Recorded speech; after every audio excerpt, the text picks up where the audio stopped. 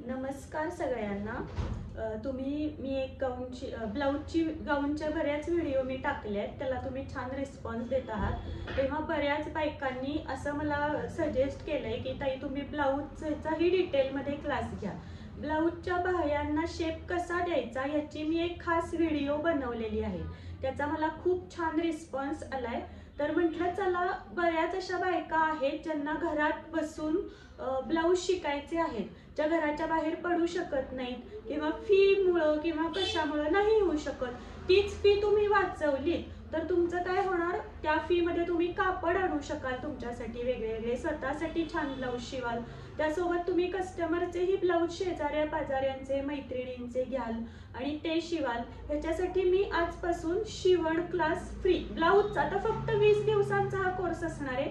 ह्या 20 दिवसामध्ये मी ब्लाऊजचा detail course करणार आहे। डिटेल कोर्स म्हणजे काय, तर स्टार्टिंग ही मी माप कसं घ्यायचं, ह्याच्यामध्ये काय काय येणार आहे ते सांगते। तर माप कसं घ्यायचं, ब्लाऊजचं माप कसं घ्यायचं, इंचामध्ये मी जे काहीही शिकवीन ते सगळं इंचामधलं माप असणार आहे। इंच म्हणजे काय सांगते तुम्हाला, त्याच्यासाठी तुम्ही आणायचंय काय काय, ज्यांची अगदी स्टार्टिंग आहे त्यांच्यासाठी मी सांगते। फार काही नाही, हा टेप 10 रुपयाला हा टेप मिळतो, मेजर टेप। टेप घेताना 2 प्रकार असतात, त्यात हा जो टेप आहे ना हा आणायचा। याला बघाल तर इकडच्या साईडला हे आहे, इथून इंचातलं 1 2 3 सुरू होते। हेच काही काही टेप असे असतात ज्याला हे पांढरा हे आलंय का नाही, इथून 1 2 3 हा असा घ्यायचा नाही। टेप फक्त 10 रुपयाला टेप आहे, 10 ला आहे, 15 ला आहे, 10 वाला साधा आणा। पांढरी बाजू आहे इंचाची 1 2, हे इथं छोटं पाहिजे, नाहीतर तुम्ही माप घ्यायला गेलात ना की काही काही टेपला हे असतं, हे माप यांना नीट येत नाही, यांना माप घेतलं तर चुकणार। असा टेप एक तुम्ही आणा।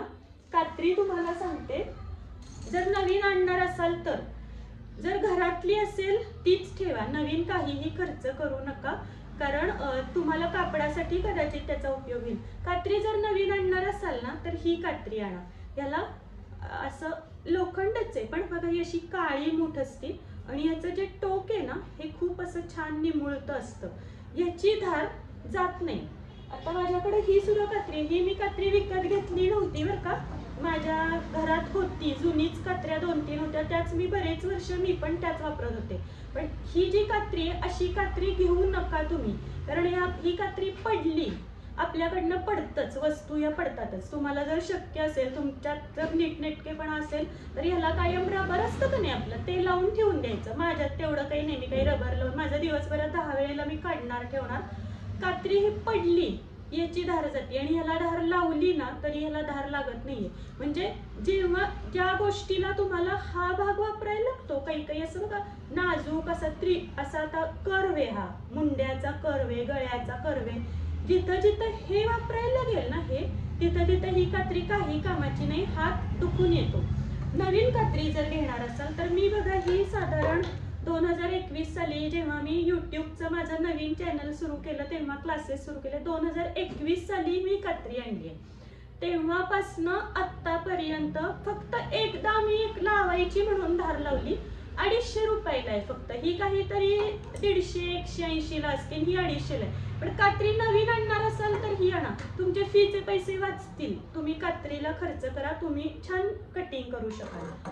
अजून एक सांगते, दोरे मॅचिंगचे आणा, लागतील असे आणा, काही बॉक्स बिक्स काहीही आणू नका, लागतील असे दोरे आणून ठेवा। अजून तुम्हाला सांगते,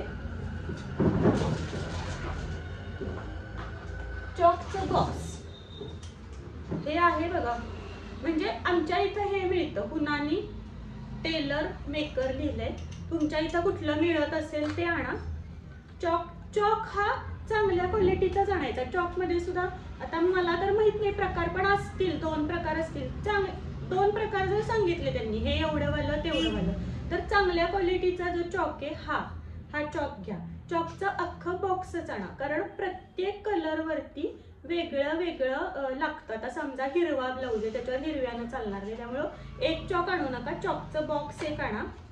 हुकाचं पाकिट दाखवते, जे कुठलंही असेल ते हुकाचं पाकिट एक आणा, आणि आठवणीनं छोट्या पट्टीच्या नादाला लागू नका. ही एक पट्टी म्हणजे हा काटकोन आहे बरं का, माझा तुटलाय. हा माझा अनेक वर्षांपूर्वीच आहे, जवळजवळ 20-1 वर्षांपूर्वी मी हे आणलेलं. याचा कोन असतो असा, तो माझा तुटलाय. असा एक काटकोन आणा, तुम्हाला पुढे ड्रेसला पण उपयोग होईल.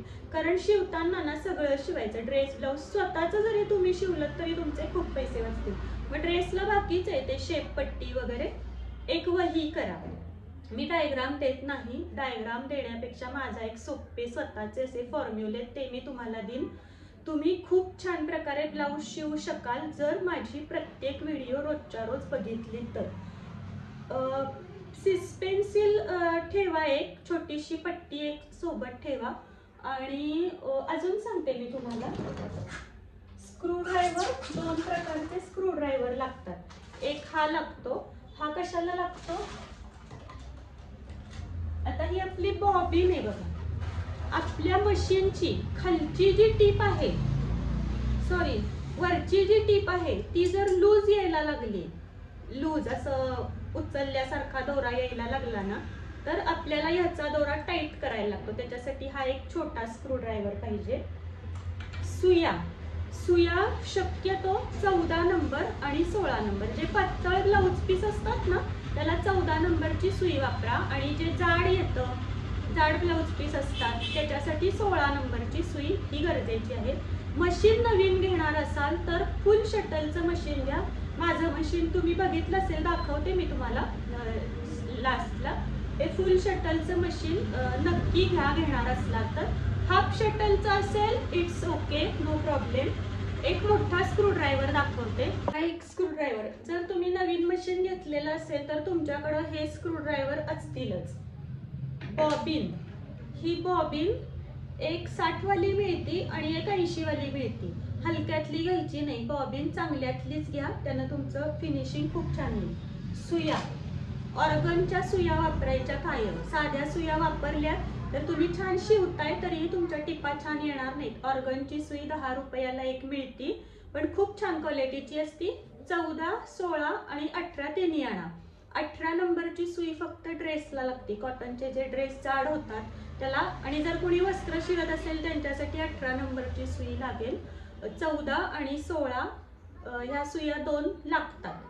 जर पातळ कापड असेल असं तर 14 नंबरची लावायची, आणि जाड कापड असेल मीडियम तर 16 नंबरची लावायची. अगदीच जाड कापड असेल, कॉटनचा ड्रेस आहे त्याला अजून अस्तर आहे, अशा वेळेस 18 नंबरची सुईच वापरायला लागते.